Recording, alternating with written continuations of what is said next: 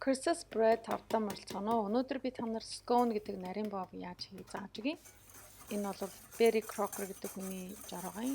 Эхлээд 100-200 градус дээр бол халаачин тэр хоорондоо савнда гуйрал, элсэн чихэр, бейкинг паудер гэд хөөлгөгч давсаа хийгээд сайн хутгачна.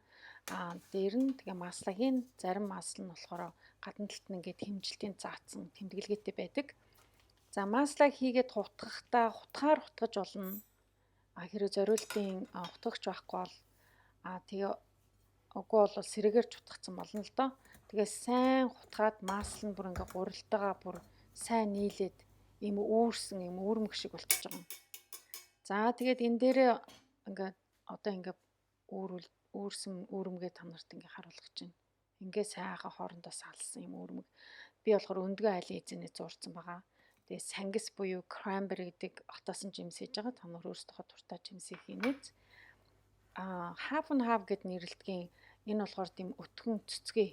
Хэрвээ ийм байхгүй бол зөв сүү хийчих болно. Тэгээд нэг их зуураад авахгүй. Яагаад гэвэл хитрхи их зуураад тутгаад ах юм бол нөгөө цавуулга маань үүсч учраас тийм жижиглууртай болчихно. Энэ болохоор нарийн бовны төрөл тийм өөрсөн бутарсан байдаг учраас айл болох их зуурахгүйгээр бага зуурна.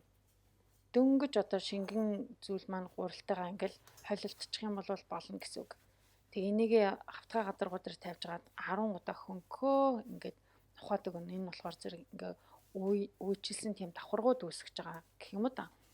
За тэгээ хавтгай гадаргуу дээр гурилдцаад энийг илдээд нэг 20 см орчим диаметртэй болгоод хутгаа гуриландаа хураа гуриландаа түрхэж жагаад ингээд зүсээд пицца шиг ингээд гурвалжин хэлбэртэй болгож байгаа.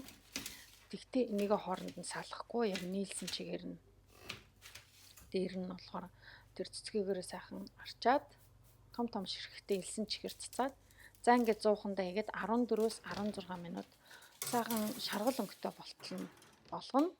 Ингээд болгосныхан дараа гаргаж ирээд ихэвчлэн бүлийн халуун бүлийн нэр нь бол иддэг. За тэгээд одоо нөгөө нэг зүсмлийнхаа ормоор нь хооронд ингээд салгаад тавьчихна. За ингээд та нар яаж scone хийхийг мэдэж авлаа. Та нар тэр жор дээр нь хараад өөр янзын зүйлүүдээр бас хийж болно.